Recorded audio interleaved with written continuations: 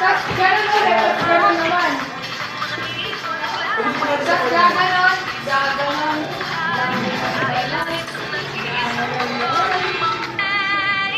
Ulitin lang natin sa part na yun para hindi na tayo.